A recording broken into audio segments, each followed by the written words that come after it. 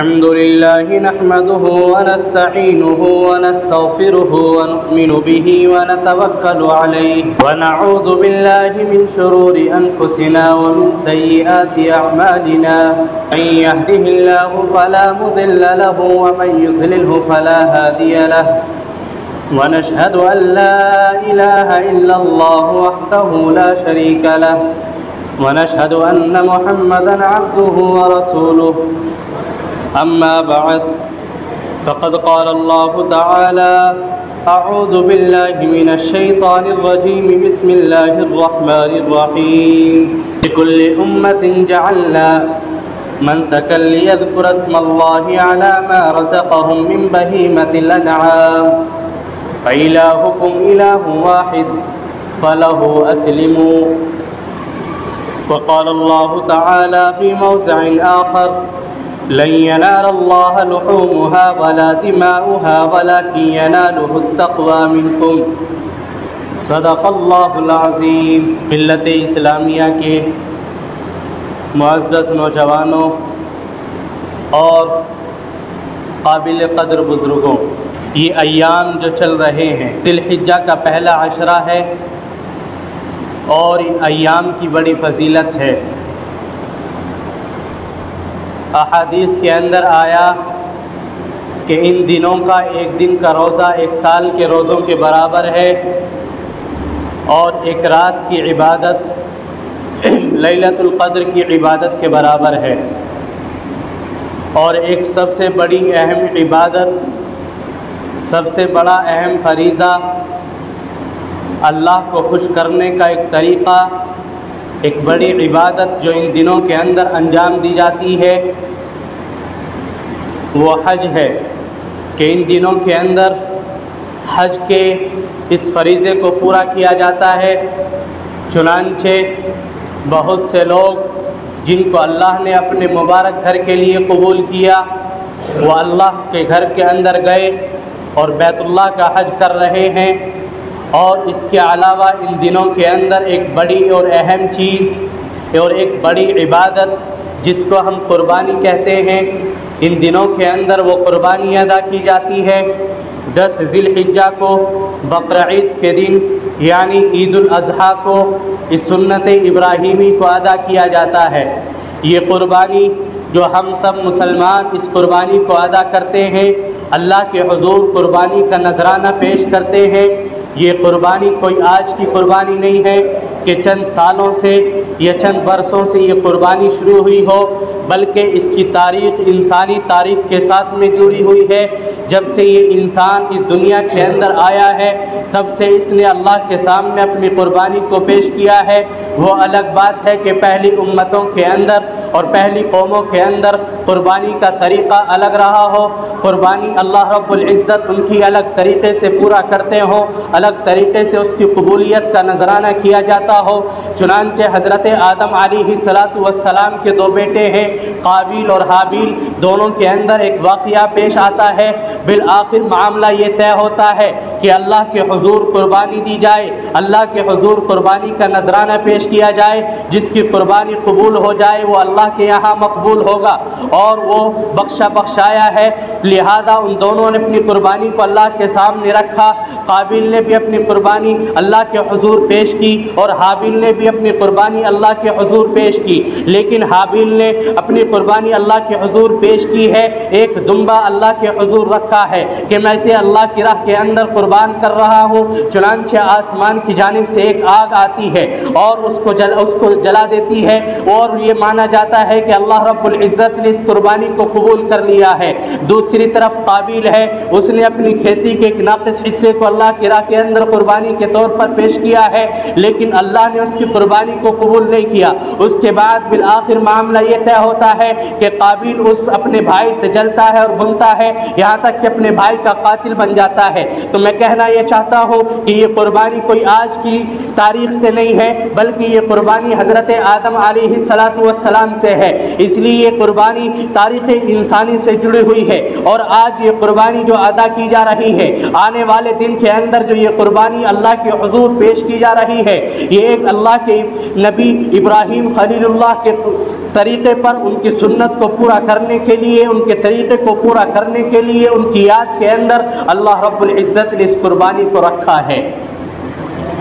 لہذا ہر مسلمان اللہ کے حضور قربانی پیش کر رہا ہے اور اپنی استطاعت کے بقدر قربانی کرتا ہے، تو اس کو اس بات کا خیال رہنا چاہیے کہ یہ قربانی جو میں ادا کر رہا ہوں، یہ قربانی جو میں اللہ کے حضور کر رہا ہوں، ان سے مجھے کیا مقصد حاصل کرنا ہے اور اس قربانی کے میرے سامنے کیا مقاصد ہیں۔ آیا قربانی کا مقصد صرف یہ ہے کہ ایک جانور کو ذبح کر دیا جائے اور اس سے حاصل ہونے والے گوشت سے اپنے پیٹ کو بھر لیا جائے؟ آیا قربانی کا مقصد کیا یہ ہے کہ قربانی کے ذریعے آپ کا نام اونچا ہو جائے، قربانی کے ذریعے آپ لوگ آپ کے نام کی واہ واہ کریں؟ نہیں، ہرگز نہیں، بلکہ ہمیں سنت ابراہیمی کو دیکھنا ہے، بلکہ ہمیں ابراہیم علیہ السلام کی سنت کو پورا کرنا ہے، اور ہمیں اس کے اندر غور و فکر کرنا ہے آخر اللہ رب العزت نے یہ قربانی کیوں رکھی ہے، اپنے پیارے نبی، اپنے پیارے رسول ابراہیم علیہ السلام سے اس قربانی کو اللہ رب العزت نے آخر کیوں چاہا ہے، اور کس طریقے سے یہ قربانی ہمیں اللہ کے حضور پیش کرنی ہے۔ لہٰذا آئیے تاریخ کے اوپر نظر ڈالتے ہیں تو معلوم یہ ہوتا ہے کہ اللہ رب العزت اگر چاہتے تو انسان سے اس کی جان کی قربانی مانگتے کہ انسان کو خود بذات خود اس کے اندر قربان کر دیا جاتا، لیکن اللہ رب العزت کی فضل، اللہ رب العزت کا فضل اور اس کی کرم فرمائی دیکھیے کہ جب ابراہیم علیہ السلام کے سامنے ان کے بیٹے لیٹے ہوئے ہیں اور اپنی قربانی کا نذرانہ پیش کرتے ہیں، ابراہیم چھری کو تیز کر کے ان کی گردن پر رکھ دیتے ہیں۔ بیٹا اللہ کے پیار میں، اللہ کی رضا کو حاصل کرنے کے لیے، اللہ کا محبوب بننے کے لیے دونوں باپ بیٹے اپنی سب سے زیادہ محبوب چیز کو اللہ کی راہ کے اندر قربان کرنے کے لیے تیار ہیں، لیکن اللہ نے کہا کہ اے ابراہیم تو نے کر دکھایا، مجھے اصل مقصود تمہاری جان کا نذرانہ نہیں بلکہ مجھے تمہاری دلوں کے اندر کی محبت دیکھنی تھی کہ تم اللہ کے لیے کیا کچھ کر سکتے ہو۔ چنانچہ میں نے پہلے بھی بیان کیا تھا کہ آج آسمان جنت سے اللہ رب العزت نے ایک دمبے کو بھیجا ہے اور اس کی قربانی کو انہوں نے پیش کیا ہے۔ اس کے بعد میں اللہ رب العزت نے تا قیامت تک ایمان والوں کے لیے جانوروں کی قربانی کا نذرانے کا حکم دیا کہ آپ کو اپنی جان کی قربانی نہیں بلکہ آپ کو اپنی جانوروں کو ذبح کرنا ہے۔ جب ایک ایمان والا جانور کو اللہ کی راہ کے اندر قربان کرے گا، اپنے مال کو اس کے اندر صرف کرے گا، تو اللہ رب العزت اس سے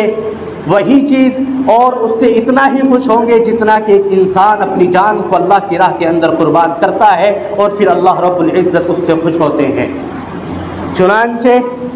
اس قربانی کے ذریعے ہمیں اللہ کی رضا حاصل کرنی ہے، اس قربانی کے ذریعے ہمیں اللہ کا قرب حاصل کرنا ہے، نہ کہ ہمیں صرف اور صرف گوشت حاصل کرنا ہے۔ یاد رکھیے قربانی ایک ایسا عمل ہے، قربانی ایک ایسا فریضہ ہے کہ اس کے قدم قدم پر ریا اور تکبر کی جھلک دکھلائی دیتی ہے۔ آپ جانور کو لے کر کے چلیں، آپ کے دل کے اندر شیطان یہ بات پیدا کر سکتا ہے کہ دیکھ میں نے کتنا اچھا جانور خریدا ہے، لوگ تجھے دیکھ کر کے کہیں گے کہ دیکھو کتنا بڑا نیک آدمی ہے، کتنا پیسہ اس نے اس کے اندر خرچ کیا ہے۔ یاد رکھو اس کی ذرا سے ریا، ذرا سے تکبر سے ہمیں اپنے آپ کو بچانا ہے۔ اگر ہم نے ان تمام چیزوں سے اپنے آپ کو بچایا تو یہ ہماری قربانی قبول ہے۔ اور یاد رکھو یہ قربانی صرف اور صرف ہماری قوم کے اندر نہیں بلکہ تمام قوموں کے اندر قربانیاں ہوتی ہیں۔ تمام قوم اپنی قربانی کا نذرانہ اپنے مالک کے حضور پیش کرتے ہیں۔ چنانچہ آسمانی مذاہب تین ہیں، یہودیت، عیسائیت اور مسلمان، یہ تین مذاہب ہیں لیکن دو منسوخ ہیں اور ایک اللہ رب العزت کے یہاں قبول ہے، اسلام۔ لہذا ان تینوں مذاہب کے اندر قربانی ہوتی ہے اپنے مالک کو حاصل کرنے کے لیے، اپنے مالک کا قرب حاصل کرنے کے لیے، اپنے رب کی رضا حاصل کرنے کے لیے،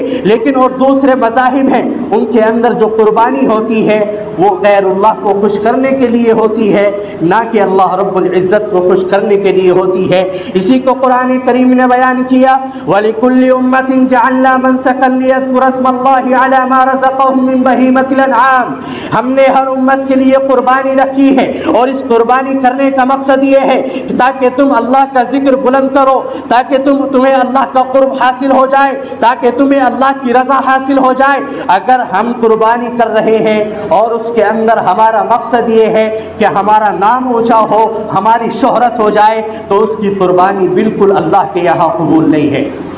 اور میں آپ کو بتاتا چلوں، اگر ایک جانور کے اندر 7 حصے دار ہیں، 7 حصے داروں میں سے اگر کسی ایک کی نیت کے اندر کھوٹ ہے ذرہ برابر بھی،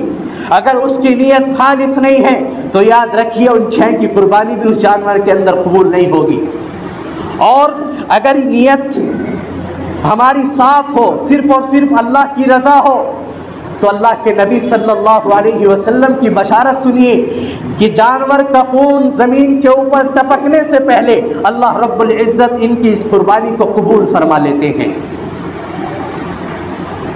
ہونا کیا ہے؟ کرنا یہ ہے کہ اپنی نیت کو صرف اور صرف خالص رکھنا ہے۔ کیوں؟ قرآن کریم نے بیان کیا، لَن يَنَالَ اللَّهَ لُحُومُهَا وَلَا دِمَاؤُهَا وَلَكِن يَنَالُهُ التَّقْوَىٰ مِنكُمْ۔ اے لوگو، اللہ کے حضور نہ تمہارا گوشت پہنچتا ہے، نہ تمہارا خون پہنچتا ہے، اللہ کے حضور تمہارا تقویٰ پہنچتا ہے۔ اللہ تمہارے دلوں کی حالت کو دیکھتے ہیں، اللہ تمہارے دلوں کی کیفیت کو دیکھتے ہیں۔ آخر میرا بندہ دل کے اندر کیا ارادہ لیے ہوئے ہے، میرا بندہ دل سے چاہتا کیا ہے، یہ قربانی کیوں کر رہا ہے۔ اور اس کے بعد میں اللہ فرماتے ہیں کہ اس قربانی کے گوشت کو میں نے تمہارے لیے اپنی طرف سے دعوت کے لیے رکھا ہے، کہ تمام ایمان والوں کے لیے اس قربانی کے گوشت سے دعوت ہے اللہ رب العزت کی جانب سے۔ اس لیے نہیں کہ اس قربانی کے گوشت کے ہمیں 3 حصے کرنے چاہیے تھے، جیسا کہ اللہ اور اس کے نبی کا حکم ہے کہ گوشت کے 3 حصے کیے جائیں، ایک حصہ اپنے لیے، ایک حصہ اعزاء اقرباء رشتہ داروں کے لیے، ایک حصہ غریبوں کے لیے۔ لیکن مسلمان کیا کرتا ہے؟ اس کے 2 حصے اپنے لیے اور ایک حصہ اپنے معزز ان مالدار لوگوں کے لیے جو ان کے یہاں پر گوشت بیچتے ہیں یا جو اس سے تعلق رکھتے ہیں۔ نہیں، اگر کوئی مسلمان اس طریقے سے کر رہا ہے تو وہ امانت کے اندر خیانت کر رہا ہے۔ ضرور اللہ نے یہ گوشت آپ کو دیا ہے، یہ اللہ کا فضل ہے۔ اگر اللہ چاہتے تو پہلی امتوں کی طرح آپ کا جانور بھی ایک جگہ کھڑا ہوتا اور آسمان سے آگ آتی اور اس کو جلا کر کے راکھ کر دیتی، لیکن نہیں، اللہ رب العزت نے امت محمدیہ کے اوپر اپنا فضل فرمایا کہ تمہیں قربانی بھی کرنی ہے، اور اللہ تمہیں اس قربانی کا ثواب بھی دیں گے، اللہ تمہیں اس قربانی کی وجہ سے اپنا قرب بھی عنایت فرمائیں گے، اور اس کے بدلے اللہ رب العزت تمہیں کھانے کے لیے گوشت بھی عنایت فرمائیں گے۔ تو یہ تو اللہ کا فضل ہے۔ ایسا ہرگز نہ ہو کہ آپ بکرا تو ذبح کریں، لیکن بکرا ذبح کرنے کے بعد اس کی چاپ اور اس کی ران تو آپ کی فریج کے اندر موجود ہو، اور اس کی گردن اور اس کی پسلیاں آپ غریبوں کے اندر تقسیم کر دیں یا اپنے اعزاء اقربا کے اندر تقسیم کر دیں۔ نہیں، بلکہ آپ اس کے 3 حصے جو کریں گے وہ برابر طریقے سے ہونے چاہیے۔ گوشت سب کے اندر سب طریقے کا ہونا چاہیے، یہ نہیں کہ ایک میں ہڈیاں ہیں اور ایک میں گوشت ہے اور ایک میں الگ طرح کا گوشت ہے، بلکہ اس گوشت کو ملا جلا کر کے تقسیم کیا جائے تاکہ جس کے یہاں پر گوشت پہنچے اسے بھی خوشی حاصل ہو، اور اللہ رب العزت اس کے اوپر آپ کو ثواب بھی عنایت فرمائے۔ اور ایک دوسری بات، آخر ہمیں اس قربانی کے بدلے ملتا کیا ہے؟ صحابہ کرام رضی اللہ عنہم اجمعین عرض کرتے ہیں، یا رسول اللہ ما هذه الاضاحی، یہ قربانی کیا ہے؟ اللہ کے نبی صلی اللہ علیہ وسلم نے بیان فرمایا، سنت ابیکم ابراہیم، یہ تمہارے نبی ابراہیم علیہ السلام کی سنت ہے۔ صحابہ عرض کرتے ہیں کہ ہمیں اس کے اندر کیا ملتا ہے؟ تو اللہ کے نبی صلی اللہ علیہ وسلم نے ارشاد فرمایا کہ جانور کے ہر بال کے بدلے ایک نیکی اللہ رب العزت تمہیں عطا فرماتے ہیں۔ صحابہ نے عرض کیا، اللہ کے رسول، اگر کوئی بھیڑ دمبا وغیرہ جانور کو ذبح کر رہا ہو جس کے اندر اون ہوتی ہے، تو اللہ کے نبی نے ارشاد فرمایا کہ اس کے بھی ہر ایک بال کے بدلے اللہ رب العزت تمہیں نیکی عطا فرمائیں گے۔ اور اس سے آگے بڑھ کر اللہ کے نبی صلی اللہ علیہ وسلم نے ارشاد فرمایا کہ جب کل قیامت کا میدان ہوگا، حشر کا میدان ہوگا اور یہ قربانی کرنے والا وہاں پر موجود ہوگا اور قلصرات کے راستے سے اس کو گزرنا ہوگا، تو اس وقت میں اس کا جانور جو اس نے اللہ کی راہ کے اندر قربان کیا تھا،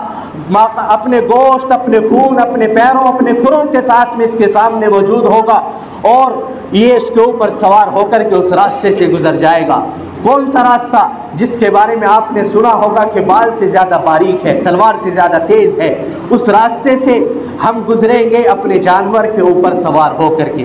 لیکن اگر ہم نے اس دنیا کے اندر جانور دبلا پتلا صرف ایک فریضے کو پورا کرنے کے لیے خرید لیا کہ قربانی ہی تو کرنی ہے، تو وہاں بھی وہ ایسی شکل میں موجود ہوگا۔ اگر یہاں پر ہم نے اچھا بہترین عمدہ جانور قربان کیا ہے تو حشر کے میدان میں بھی وہ جانور بہترین اور عمدہ شکل میں آپ کے سامنے حاضر ہوگا۔ لیکن ایک چیز اور ایک شبہ جو بہت سے لوگوں کے اندر اور دلوں کے اندر خیال پیدا ہو رہا ہے، اس کا میں ازالہ کرنا چاہوں گا کہ صدقہ و خیرات کرنا ایک بہت بڑی عبادت ہے، لیکن زکوٰۃ ایک فرض ہے اور اس زکوٰۃ کو پورا کرنے کے بعد میں اس کے علاوہ بھی بہت سے صدقات اور خیرات انسان کرتا ہے اور ہر ایک کہتا ہے کہ اس کے اندر بہت بڑا ثواب ہے، ہم کہتے ہیں بہت بڑا ثواب ہے، لیکن یاد رکھیے یہ صدقہ و خیرات قربانی کے اندر نہیں ہے۔ کوئی انسان یہ سوچے کہ میں 20,000 کا بکرا خریدوں گا تو اس سے بہتر ہے کہ 20,000 روپئے غریبوں کے اوپر خرچ کر دوں، تو اس کے 20,000 روپئے خرچ کرنا اس کے ذمے سے اس کی قربانی کو نہیں ہٹاتا،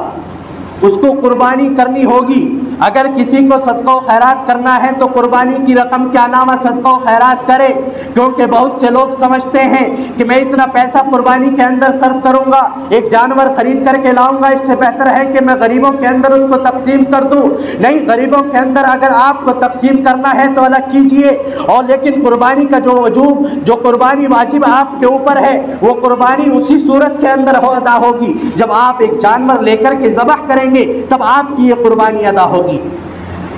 عجب ماجرا ہے، ایک دوست ایک بکرا خرید کر کے لاتا ہے 25,000 روپئے کا، تو دوسرا دوست اس کو آ کر کے کہتا ہے کہ تو نے اپنے 25,000 روپئے بیکار کر دے۔ کیا بہتر ہوتا کہ اگر تو اپنے ان 25,000 روپیوں کو غریبوں کے اوپر خرچ کر دیتا؟ لیکن یہی دوست جب 60,000 روپئے کا موبائل خرید کر کے لایا تو اس بکرا خریدنے والے نے اسے یہ نہیں کہا تھا کہ تو جتنے روپئے کا تو نے موبائل خریدا ہے کیوں تو نے اتنے روپئے غریبوں کے اوپر خرچ نہیں کیے؟ جب ہم دنیاوی اپنی ضرورت کو پورا کر رہے ہیں، جب ہمیں صدقہ و خیرات نظر نہیں آتا، جب ہمیں غریب نظر نہیں آتے، لیکن اگر کوئی ہم دین کا کام کرنے جا رہے ہیں وہ بھی اللہ کے حکم کے مطابق ایک جانور کو خرید کر کے ذبح کرنا ہے، تو بہت سے لوگ آ کر کے اسے مشورہ دیتے ہیں کہ تو 20,000 روپئے غریبوں کے اوپر خرچ کرتے۔ میرے دوستو، یہ لوگ آپ کے رہنما نہیں، آپ کے ساتھ میں نرمی اختیار کرنے والے نہیں، بلکہ آپ کو جہنم کے اندر دھکیلنے والے ہیں۔ لہذا اگر کوئی ایسا مسئلہ ہو، اگر کوئی ذہن کے اندر شبہ اشکال پیدا ہو تو آپ اپنے علماء ائمہ سے معلوم کیجئے، لیکن لوگوں کی باتوں کے اندر ہرگز آ کر کے کوئی بھی قدم مت اٹھائیے۔ اور آخری بات میری عرض کرنا چاہوں